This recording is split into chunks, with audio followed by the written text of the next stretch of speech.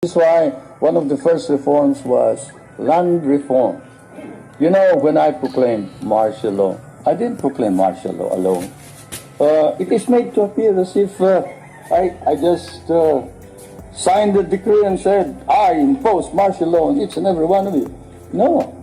I asked the legislature to please pass a law proclaiming martial law because there was anarchy in the country. Now, let me say this, the opposition was strong, and they were members of the Security Council, and somehow they adopted a resolution which required that there be a unanimous vote for the armed forces to be able to move, and therefore the armed forces was immobilized. At the same time, I asked the opposition party to come and join me in a coalition government. I offered one half of the cabinet. And of course they laughed at me and said, why should we join you? We're going to take over the government. By the time you're through with the exercise, you're dead, politically and otherwise. And they refused to join me. I asked the advice of the judiciary. I asked the Supreme Court justices, the Court of Appeals justices, and the members of the private sector.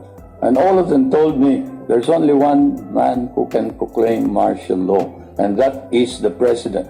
And you are it. You are the only one who can proclaim martial law.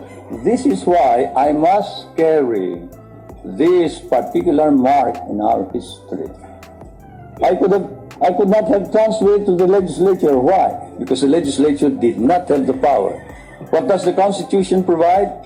The President shall be the Commander-in-Chief of the Armed Forces of the Philippines, and he may order the armed forces out to quell any disorder, riot, rebellion, invasion, insurrection, and in case of invasion, insurrection, rebellion, or imminent danger thereof, when the public safety requires it, he may suspend the privilege of the writ of habeas corpus or proclaim martial law throughout the Philippines or any part thereof.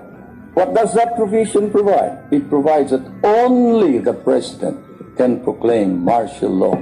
I repeat, that is why I had to assume our responsibility. And I am not one for shirking duty.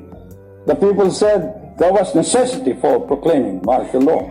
And the people said, you are the only official who can proclaim martial law. So I proclaim martial law, and I sincerely believe that it was necessary to proclaim martial law to install order and stability because there was complete anarchy throughout the country at the time.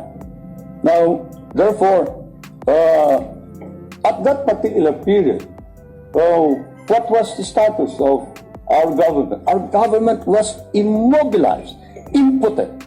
The armed forces could not move out. The industry was not at all in any way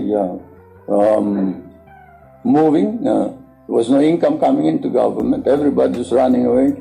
They burned the U.S. partly burned the U.S. embassy, tried to burn it anyway. They tried to kidnap the American ambassador. American ambassador was Ambassador Byroad.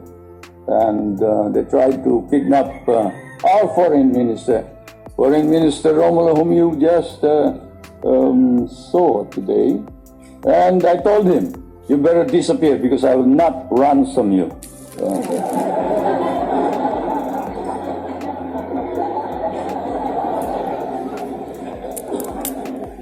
But whatever it is, they burned the Manila International Airport, they bombed the Supreme Court, they bombed the Constitutional Convention, they bombed the City Hall, they burned part of Malacanang Palace, they attempted to kidnap my children, they attempted to kill the president 8 times. There was, of course, an attempted assassination against the First Lady. You all know about that.